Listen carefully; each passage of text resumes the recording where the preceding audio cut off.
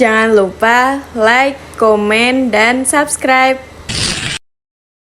Yang pertama, Farham Muafiq El Asar 3 digit terakhir 098, Stufa Maharani 3 digit terakhir 045, Nidaul Kusnul Khotimah 3 digit terakhir 052, Fatia Nur Istiqomah 3 digit terakhir 057, Aga Danis Alanandra 3 digit terakhir 064, Lailatul Cahyaning Tias 3 digit terakhir 065, Salma Kholidia Alifah 3 digit terakhir 074. Yuk guys, mari kita simak hasil observasi kita tentang Masjid Laweyan.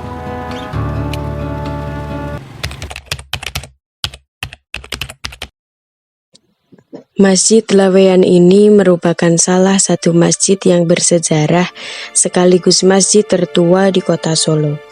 Masjid ini sudah berdiri lebih dulu dari Masjid Agung Surakarta. Masjid Laweyan ini dibangun pada masa Kerajaan Pajang sekitar tahun 1546. Nama Laweyan ini diambil dari nama daerah tempat masjid ini berdiri, yaitu Jalan Liri 1 Pajang Laweyan. Selain nama Masjid Laweyan, masyarakat Solo juga sering menyebutnya dengan nama Masjid Ki Ageng Henis. Masjid Laweyan ini dahulunya adalah pura yang dibuat beribadah umat Hindu. Di sekitar masjid tersebut pada mulanya hidup seorang pendeta Hindu yang bernama Ki Ageng Beluk dan mempunyai murid yang cukup banyak. Kiai Ageng Henis menjalin persahabatan yang akrab dengannya. Kiai Ageng Henis ini adalah penasehat Kerajaan Pajang pada masa Sultan Hatwijaya. Kiai Ageng Henis ini sering berkunjung, bahkan melakukan sholat di tempat pendeta Hindu tersebut.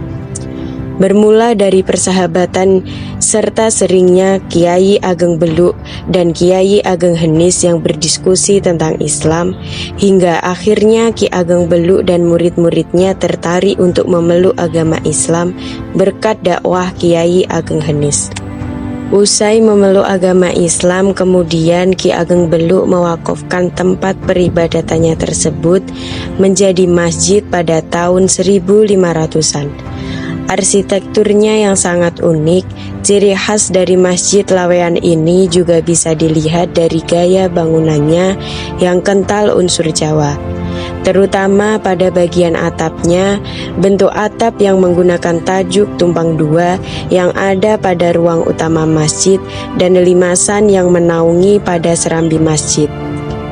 Bentuk atap tajuk yang bersusun dua ini tidak disusun sejajar melainkan menyilang dari atap satu dengan atap yang lainnya. Hal ini menunjukkan akulturasi dengan budaya Jawa. Atap tajuk dua ini memiliki makna dua unsur yang saling berlawanan. Dinding Masjid Laweyan yang terbuat dari susunan batu bata dan semen ditambah 12 pilar utama dari kayu jati kuno yang masih berdiri kokoh. Mimbar khutbah yang terletak di ruangan masjid terbuat dari ukiran kayu antik yang terukir sedemikian rupa dan masih tertuliskan Paku Buwono X. 4 tiang kayu jati menyangga dengan kokoh bangunan masjid yang berlantaikan ubin berwarna putih. Selain itu, akulturasi dengan budaya Hindu-Buddha terlihat dengan adanya beduk yang ada di serambi masjid. Sebagai alat komunikasi tradisional yang telah dilakukan selama ribuan tahun. Bagi umat Hindu-Buddha menggunakan seni tabuhan ketika ritual keagamaan. Sedangkan pada saat Wali Songo, beduk ini digunakan sebagai tanda masuk waktu sholat dan ditabuh sebelum azan dikumandangkan. Hal ini merupakan strategi dakwah Sunan Kalijaga yang cukup efektif dalam mengundang masyarakat untuk masuk agama Islam. Budaya Islam dan Hindu sudah terlihat jelas pada pintu masuk masjid.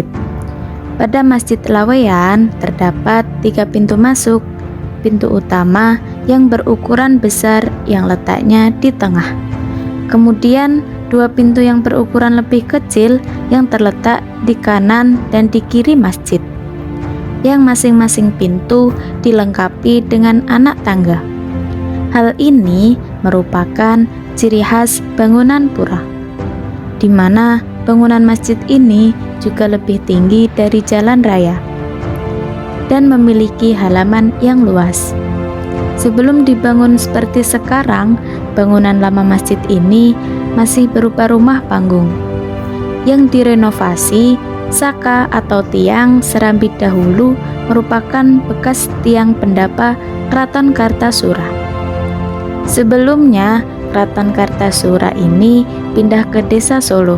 Kemudian, tiang-tiangnya dipakai untuk Masjid Agung Surakarta yang direnovasi di zaman Raja Pakubuwono X. Saka-sakanya kemudian digunakan untuk membangun masjid Serambi Masjid Laweyan. Masjid Laweyan ini berdiri di atas lahan seluas 162 meter persegi dengan kondisi yang terawat. Hingga saat ini, Masjid Laweyan masih digunakan sesuai fungsi masjid pada umumnya. Selain Masjid Laweyan digunakan untuk sholat fardu dan sholat Jumat berjamaah, yang di dalamnya mencakup aktivitas pembinaan muazin, imam, khatib, dan jamaah sholat, masyarakat sekitar Masjid Laweyan berinisiatif mengadakan kegiatan keislaman, seperti pengajian rutin yang dilaksanakan pada hari Rabu ba'da maghrib, malam Ahad, dan Ahad pagi. Selain itu, juga diadakan pembelajaran Al-Quran atau sering kita sebut dengan TPQ di Masjid Laweyan, mulai dari anak-anak hingga remaja, dan juga partisipasi jamaah aktif dalam menggiatkan belajar agama di sekitaran Masjid Laweyan, serta diadakannya Jumat Barokah pada saat pagi ba'da salat subuh. Sebelumnya, masyarakat juga pernah mengadakan kegiatan yasinan, tetapi sekarang sudah tidak dilakukan kegiatan tersebut. Kegiatan keislaman mampu meningkatkan kesadaran dan pengetahuan keislaman, pembentukan watak, dan kebiasaan pribadi muslim yang ideal, serta penanaman nilai-nilai spiritualitas dan moralitas yang berlangsung terus-menerus di kehidupan di masa depan. Ada juga musyawarah yang diadakan di Masjid Laweyan untuk memecahkan persoalan guna mengambil keputusan bersama dalam penyelesaian atau pemecahan masalah yang dipersoalkan. Perbedaan dan keragaman di atas, sejauh ini hampir tidak pernah terjadi persoalan yang menjurus konflik horizontal yang disulut dari perbedaan mengenai paham keislaman. Hampir pasti, sekalipun tetap menjunjung tinggi pada penerapan syariat Islam, tetapi mereka paling menghindar dari cara-cara kekerasan. Begitu pula jamaah yang cenderung dengan kelokalannya juga masih bertahan. Demikianlah keunikan masjid ini yang sejauh ini dianggap menjaga netralis atau tepatnya mengakomodir berbagai unsur perbedaan pemahaman keagamaan para jamaahnya. Ditegaskan kembali oleh juru kuncinya bahwasanya tidak ada konflik sama sekali. Sejak lama sudah terjalin dengan baik antara kedua agama tersebut, yaitu Islam dan Hindu. Makam Ki Ageng Hanis ini menjadi ikon wisata Kota Bengawan dan banyak dikunjungi oleh umat Islam, pecinta sejarah, dan pelaku spiritual. Pasarean Ki Ageng Hanis Laweyan berada di bawah pengelolaan Keraton Kasunanan Surakarta Hadiningrat. Tepat di sebelah barat Masjid Laweyan terdapat makam Ki Ageng Hanis dan keluarganya. Di pemakaman ini dimakamkan pula kerabat dan keluarga Keraton Kasunanan Surakarta. Pemakaman ini jelas bukan pemakaman biasa dan sangat keramat. Terdapat 4 makam yang terletak di sebelah joglo.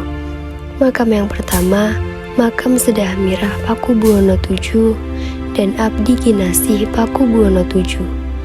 Kedua makam ini merupakan tokoh yang disayang oleh Pakubuwono VII. Dan 2 makam yang letaknya berdampingan, tetapi dari juru kunci tidak diketahui identitas makam tersebut, karena makam tersebut merupakan keturunan Belanda. Terdapat 3 makam yang berperan penting dalam berdirinya masjid ini, yang berada di dalam Kasunanan. Yang pertama, makam Kiai Ageng Hanis. Yang kedua, makam Nyai Pandanaran. Yang ketiga, Nyai Ageng Pati. 3 makam ini letaknya bersandingan dan bangunan makamnya lebih istimewa dibandingkan makam-makam yang lain. Ada pula beberapa makam lainnya yang juga berperan penting. Yang pertama, Pangeran Pujilengso atau Pangeran Wiji I Kadilangun. Pangeran ini merupakan pujangga dalam Pakubuwono II dan III dan salah satu raha Pakubuwono II. Yang kedua, Permaisuri Pakubuwono V, dan makam yang ketiga, makam Nyai Pakubuwono V dan VI. Sedangkan makam Ki Ageng Beluk terletak di pemakaman umum setelah pintu masuk pertama.